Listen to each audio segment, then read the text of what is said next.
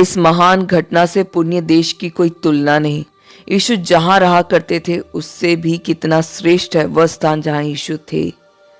उस रात जब मैं घर पहुंचा, मैं प्रभु की उपस्थिति में इतना ओतप्रोत हो गया कि मैंने वहां जो घटा उसके संबंध में अपनी माँ को बताने का निश्चय किया। पापा को बतलाने की मुझ में हिम्मत नहीं थी। माँ, आपको बताने के लिए खास खबर है, मैं फुसफुसाया। मैं मुक्त किया गया। पल भर के लिए उसका मुंह खुला का खुला रह गया। उसने घुरते और बुदबुदाते हुए कहा, किससे मुक्ति? मेरा यकीन कीजिए, मैंने कहा, आप समझ जाएगी। शुक्रवार को सुबह और सारा दिन स्कूल में, छतरी में, जहां कहीं भी मैं गया, एक तस्वीर मेरे मन में आती रही। मैंने अपने को प्रचार करते देखा। वह कल्पनातीत था, पर मैं इस बिंब को मिटा नहीं सका। और मैं एक सूट पहने, बाल तरतीब से जमे और साफ सुथरा एक तूफान को प्रचार कर रहा था। उसी दिन मैंने अपने उस सनकी दोस्त बॉब को देखा, जिसने एक दिन छतरी की तमाम दीवारों पर बाइबल के पर्चे चिपकाए थे। मैंने उसे उस सप्ताह में जो घटा सारांश में बताया। मैंने उससे कहा, मैं अपने स्वयं को प्रचार करते देख रहा हूँ। मैंने कहा, बॉब, पूरे दिन यह ऐसा ही था। मैं अपने दिमाग से विशाल खुली हुई हवा की रैली, स्टेडियम में, चर्चों में तथा संगीत हॉल में प्रचार करते अपने स्वयं की तस्वीर को मिटा नहीं पा रहा हूँ। हकलाते मैंने बोला, मैं जितनी दूर आंख देख सके लोगों को देखा जा रहा हूँ। मुझे लगता है मेरा दिमाग खराब हो गया है। तुम क्या सोचते हो, इसका क्या अर्थ है? बस यहाँ तो एक ही बात हो सकती है, वह बोला।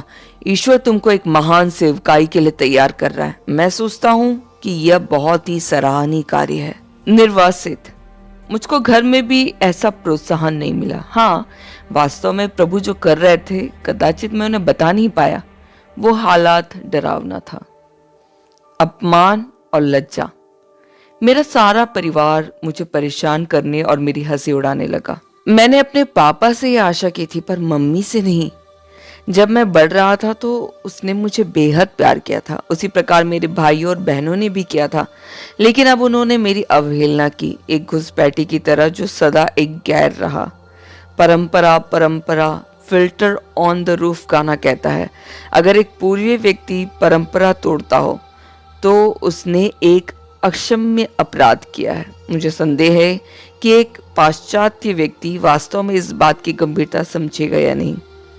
वह इस परिवार के नाम पर एक कलंक है और उसकी क्षमा नहीं दी जा सकती। परिवार ने मुझसे कहा, बेनी, तुम हमारे परिवार का नाम बिगाड़ रहे हो। उन्होंने मुझसे आग्रह किया कि मैं उनके परिवार की इज्जत मिट्टी में ना मिलाऊं। मेरे पिता एक मेयर थे और उन्होंने वह बात मुझे याद दिलाई। परिवार का नाम दांव पर था। कृपया मुझे समझे जब मैं ये कहता हूँ कि एक व्यक्तिगत मसीही धर्म में ढले जाने में शायद ग्रीक ऑर्थोडॉक्स तथा अन्य उच्च श्रेणियों के पूर्वी चर्च के लोग सर्वाधिक कठिन होते हैं। जब मैं नया जन्म प्राप्त मसीही बन गया तो यह उनके लिए एक शर्मनाक बात थी। क्यों? क्योंकि ये मानते थे कि यही असली ईसाई हैं और इसको प्रमाणित करने के लिए इनके पास ऐतिहासिक अभिलेख हैं। ये अन्य लोगों से भी लंबे अरसे से मसीही रहे हैं, परंतु यही तो समस्या है और मैं इसी के साथ पाला और पोसा गया था। इनका विश्वास आडंबर, धार्मिक अनुष्ठान और धर्म सिद्धांतों की दृष्टि से लंबा है, पर ईश्वर के आध्यात्मिक अनुभव की दृष्टि से छोटा है। शक्ति का अभाव है और इसके फलस्वरूप प्रभु से सुनना अथवा पवित्र आत्मा से संचालित होना आदि बातों को समझने में इनमें ग्राह्य क्षमता नहीं है। यह तो स्पष्ट था कि अगर मैं अपने ही घर में रहा होता तो यीशु ख्रिस्त के बारे में बातें करने के सारे रास्ते मुझको बंद कर देने होते। कैसा भी हो, मेरे इस नए विश्वास के जोश को कोई भी ठंडा नहीं कर सका। मैं कभी भी नहीं बुझने वाले एक जलते अंगारे के भांति था। बड़े भोर में ही मेरी बड़ी बाइबल खुली हुई थी। पवित्र आत्मा वचन के मर्म को निरंतर व्यक्त करता रहा, परंतु उतना पर्याप्त नहीं था। हर रात जब जब मैं परिवार वालों की नज़र से बच सका तब तब मैं चर्च समारोह, युवा सह प्रार्थना या प्रार्थना सभा में जाता था और बृहस्पतिवार रात को मैं उस तुमड़ी कब्र तहखाने में लौट आता था। मैं उस दिन की याद को कभी नहीं मिटा पाऊंगा जब मैंने यीशु के बारे में घर में बताया। मेरे पापा ने सीधे आकर मेरे गाल पर थप्पड़ मारा। मुझे दर्द हुआ। नहीं, इस बार यरूशलेम का वह सफ़ेद पत्थर नहीं था, यह एक दूसरी तरह का दर्द था। लेकिन जो चोट मैंने झेली वह मेरे परिवार के लिए थी। उनको मैं बहुत प्यार करता था और उनकी मुक्ति के लिए बहुत यंत्रणा में था। वस्तुतः यह मेरी गलती थी। मेरे पिता ने मुझे चेतावनी दी थी, अगर तुम फिर से एक बार यीशु का नाम लोगे तो देख लेना बुरी तरह पछताओगे। वह विद्वेष से गुर्राए। उन्होंने मुझे घर से बाहर निकालने की धमकी दी। मैं अपनी छोटी बहन मेरी से यीशु के बारे में बताने लगा। किसी प्रकार मेरे पापा को इसकी भनक मिल गई। उनका क्रोध और भी भड़क उठा। उन्होंने मुझे अपनी बहन से आध्यात्मिक बातें करने से सदा के लिए मना कर दिया। मनोचिकित्सक की आवश्यकता।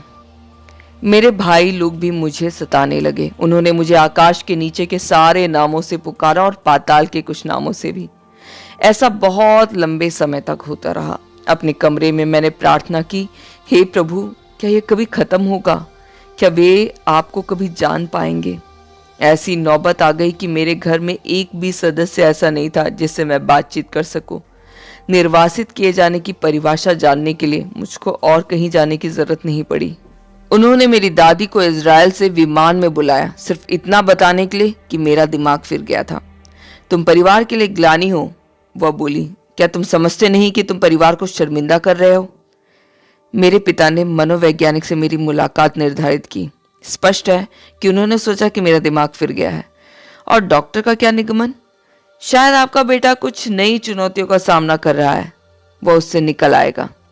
मेरे पिता की अगली चाल कि मेरे लिए एक नौकरी तलाशनी थी, ताकि मैं अपने काम में इतना व्यस्त रहूंगा कि मुझे इस यीशु के लिए कोई फुर्सत नहीं होगी। वे अपने एक मित्र के पास गए और बोले, मैं चाहूंगा कि आप मेरे बेटे बेन्नी के लिए एक नौकरी दें। पापा मुझे उस आदमी के पास कार में ले गए और जब मैं भीतर गया तो पापा कार में इंतजार करते रहे। वो आदमी एकदम अभद्र, बहुत कठोर और घटिया स्वभाव का था, जिसका मैंने पहले कभी सामना नहीं किया था। यहाँ दो मत नहीं थे कि मैं ऐसे व्यक्ति के लिए काम नहीं कर सकता था। मैं कार में वापस आया और बोला, पिताजी, मैं उसको मेरे मालिक के रूप में कभी नहीं मान सकता। मुझे सच में उस दिन पापा के प्रति दया आई। उनकी सारी आशा लगभग खत्म हो गई थी। उन्होंने मुझसे कहा, बेन्नी, तुम मुझसे क्या चाहते हो? बताओ ये क्या है? तुम जो कुछ भी चाहो मैं करने के लिए तैयार हूं, अगर तुम अपने इस यीशु को कृपया छोड़ दो। पापा, मैंने कहा, आप जो भी चाहे मुझसे मांग सकते हैं, पर मैंने वह जो पाया है उसे छोड़ने से पहले मरना पसंद करूंगा।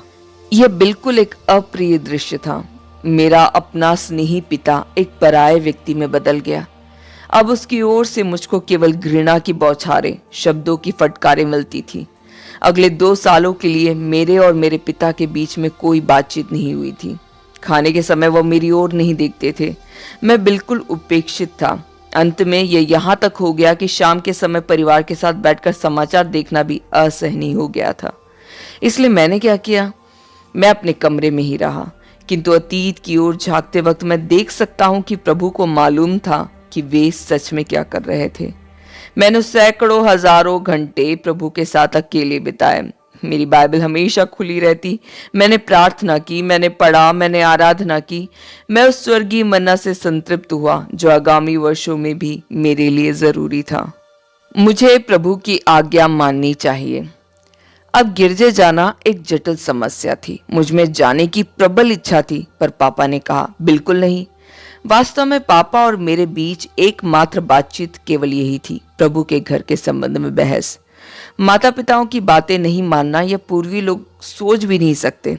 परंतु अब मैं लगभग 21 साल की उम्र का हो गया और उस रात की बात मुझे स्पष्ट रूप से याद है, जब मैंने सारी हिम्मत को समेटते हुए धीरता से पापा से कहा, आपकी सारी बात मैं मानूंगा, लेकिन गिरजे जाने वाली बात पर मैं आपकी बात नहीं मानूंगा। मुझे प्रभु की आज्ञा माननी चाहिए। वे अवाक रह गए।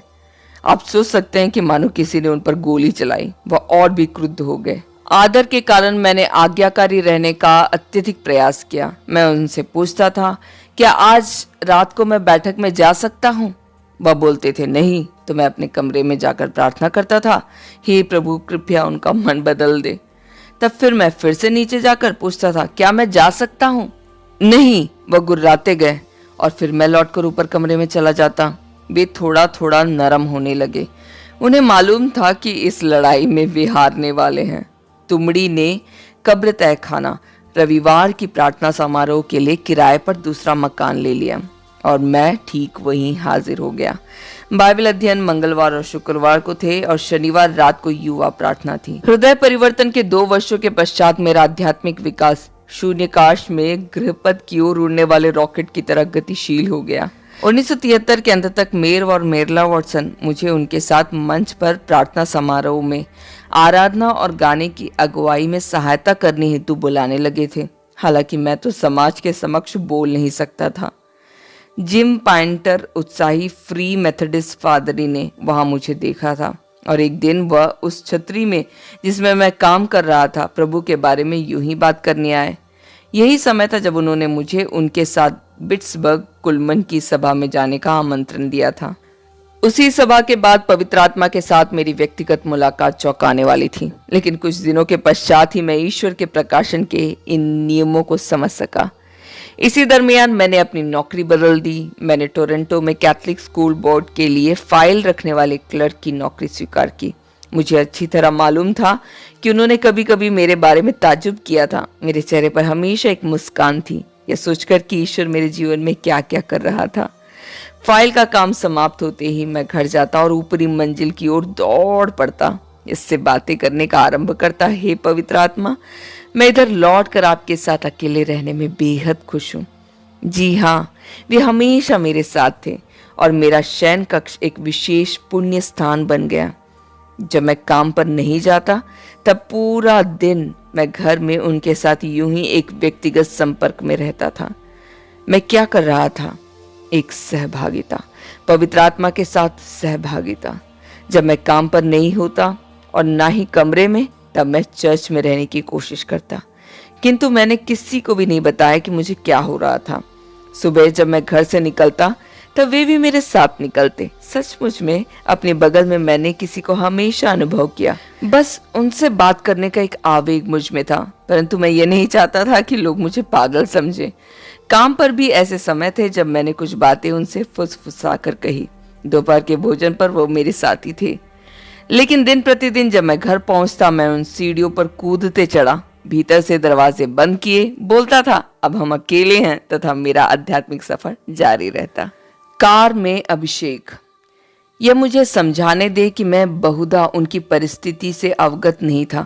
मुझे ज्ञात था कि वो मेरे साथ थे, लेकिन उनके साथ इतना आदी हो गया था कि उन मार्मिक क्षणों में उत्पन्न बिजली सी सिरहन मुझे नहीं होती थी, किंतु दूसरों ने अनुभव किया। अनेक बार जब मेरे दोस्त मुझसे मिलने आते तो वे पवित्र आत्मा की उपस्थिति में रोने लगते थे।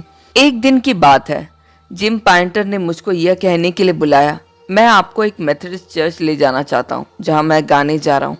अगर आप चाहे तो मेरे संग गा सकते हैं। मैं गायक बिल्कुल नहीं था, पर कभी कभी उसे मदद देता था। उस दिन दोपहर को फिर एक बार मैं ईश्वर के आत्मा के अभिषेक में तल्लीन हो गया। तब मैंने जिम को भोपू बजाते सुना। मैं सीढ़ी से नीचे उतरा और कार की ओर दौड़ पड़ा। वास्तव में मैंने प्रभु की उपस्थिति को भी मेरे साथ दौड़ती हुई मैं अनुभव की।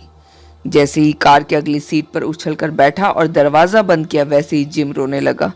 वह उस गाने का अंतरा गाने लगा, हालेलुया हालेलुया। उसने मेरी ओर मुड़कर कहा, बेन्नी, मैं पवित्र आत्मा को इस कार में महसूस कर सकता हूँ। जरूर, उसकी उपस्थिति इस कार में नहीं तो और कहाँ होगी, मैंने कहा। मेरे लिए यह तो एक सामान्य बात बन गई थी, परंतु जिम शायद ही गाड़ी चला सका। वह प्रभु की उपस्थिति में लगातार रोता रहा। एक बार जब मैं अपने कमरे में पवित्र आत्मा से बातचीत कर रहा था, मेरी माँ हॉल का रास्ता साफ कर रही थी। जैसे ही मैं बाहर आया, वैसे ही वह पीछे फेंकी गई। किसी ने उसको दीवार की तरफ धकेल दिया था।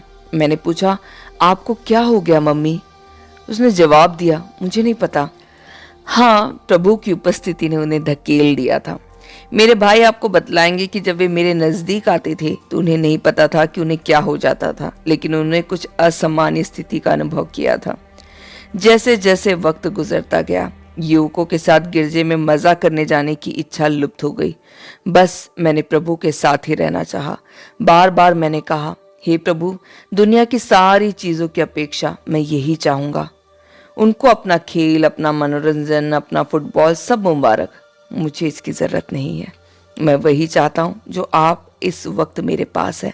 मैंने प्रभु से कहा, जो भी कुछ है उसको जानने ना दे। मैं और भी गहराई से समझने लगा कि पौलुस की पवित्र आत्मा की सहभागिता के लिए इच्छा का क्या तात्पर्य है।